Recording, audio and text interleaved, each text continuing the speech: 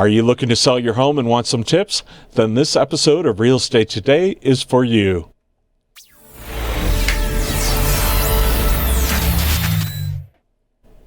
Joining me is Patti Berens from the Coldwell Banker Realty office in Colorado Springs. Hi, Patti. Hi, Rick. How are you? I'm doing well, and you? I'm wonderful. Thank you. Well, great. Let's get right to it. So the first tip is look at your homes with a critical eye and don't get too hung up on your personal attachment. Why is that important? Hi, Rick. So many of us have become personally attached to our house.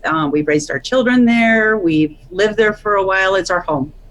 But remember, when you're putting it up on the market, you have to step back and detach yourself from it because you want buyers to see it as their home.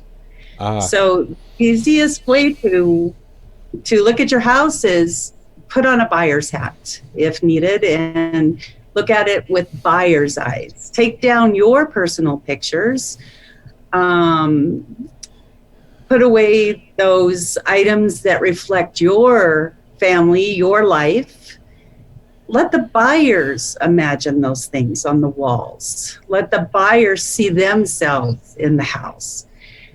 And if they don't like something, don't take offense to it because that's okay. We want them to make it their home so they'll make the right offer and buy your house. So if you love that pink bedroom, but they make comments that they don't take it personally. Do not take it personally.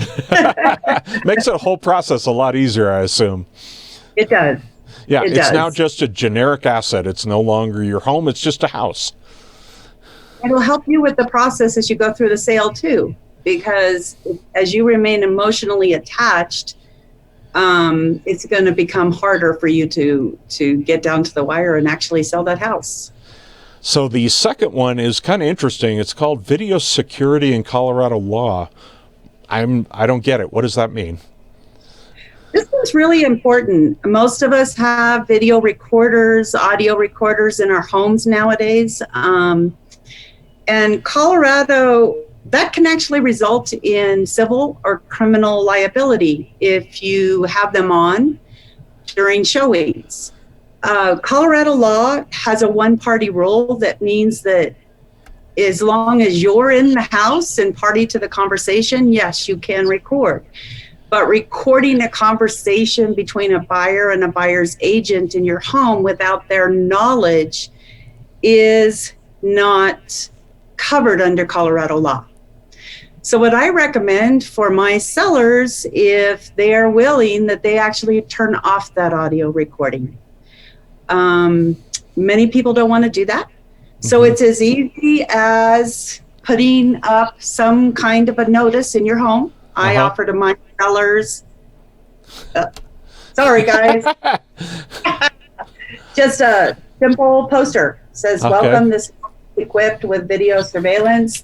They've been notified that the video surveillance may be on and they can talk if they want. I wouldn't advise it if I was a buyer's agent, but if they want to talk about how much they love your house, as long as they have been notified that there's video recording, you should be fine. And my understanding, and I know you're not an attorney, does that apply to the Ring doorbells too? So if they happen to, it does. Okay. So even if it's picked up on those comments that they make about your house. Yes. So really, some kind of notice, just like the poster that I just held up, should be on the front door. It should also be listed in the MLS. Well, that's great advice. So the third tip is small investments for big returns. Tell me about that. This kind of goes back to number one, that pink bedroom you were talking about, that has the bright pink wall in it. For me, when one of my daughters was in high school, it was a purple wall because that was her college or her high school colors. Purple, pink. They might have been great for that room at that time, but buyers aren't going to like it, and it could put them off. Paint it. It doesn't cost very much money for 1 gallon of paint to cover some walls and paint neutral colors.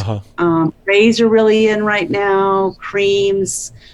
white trim, or not even match the trim to the wall colors. That allows, again, the buyer to see themselves in that room, and now they can envision an orange wall if that's what they want. Yeah. And I imagine those deferred items, like maybe the plating on the front door handle, if you don't take care of that, that can also impact how a buyer sees your home. Yes, peeling paint, it's huge for VA, FHA buyers. Dirty carpet. Even just hiring somebody to clean the carpet is huge.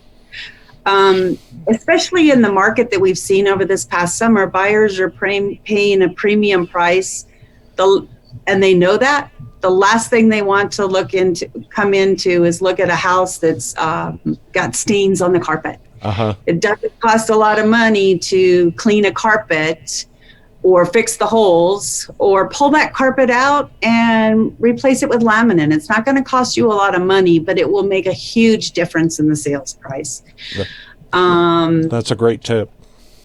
Coldwell Banker has a great program that I've used with many of my sellers. It's called Real Vitalize, and it will help provide the finances to do some of these upgrades, fix routine maintenance, without you having to pay out of pocket. Okay. And then the money is paid at closing back to Real Vitalize. I've used it on more than one occasion for my sellers.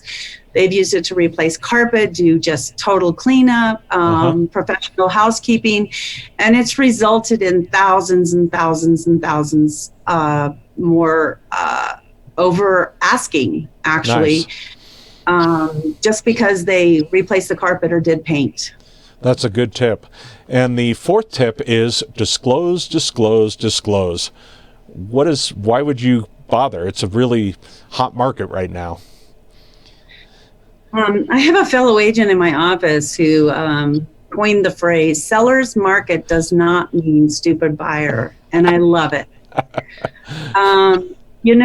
If you're in doubt, disclose. Up to about 3 years ago, when we started to see our market start to increase, and then it really became hot this summer, we started to see more post-sale mitigation and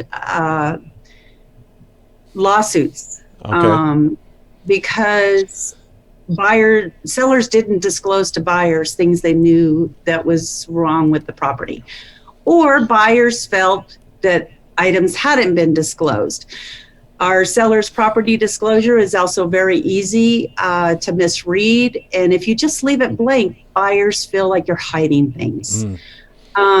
If you're in doubt, disclose. Okay. If you don't want to buy the house, that's okay. There's somebody else out there that will, even though they know what you've disclosed.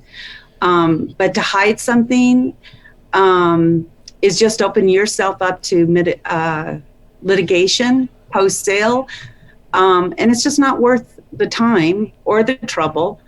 And quite honestly, if you don't disclose it and it comes up prior to the sale and the sale falls through, all you've wasted is time on the market instead of getting your house under contract and sold.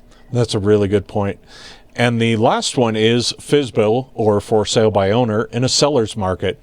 What's the disadvantage of that? It seems like if it's going to sell this weekend, why would you need to have a real estate agent?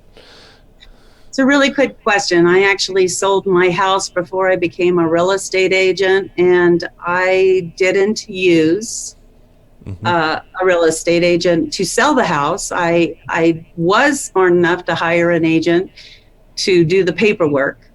There's a lot of law involved with selling real estate, and to make sure you're following the law in a sale, number one, you don't want to hold yourself to that liability post-sale. I've just mentioned before that this seller's market has led to more post-sale mediation and litigation than anything for several years in the past.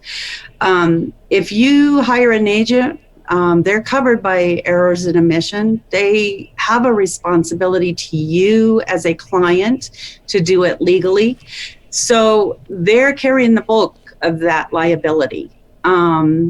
They can recommend and should be recommending, they're not attorneys, like you mentioned before, if attorneys need to be involved and to review these contracts. But most importantly, I believe that in retrospect, that I probably left a lot of money on that table just because I didn't hire a real estate agent. I sold to a friend.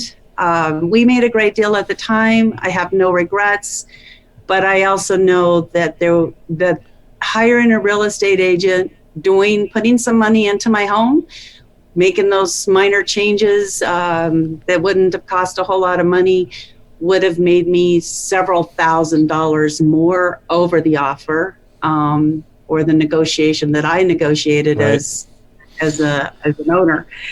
And finally, as a for sale by owner, you're actually opening your home up to people who aren't necessarily approved for loans. They haven't been screened.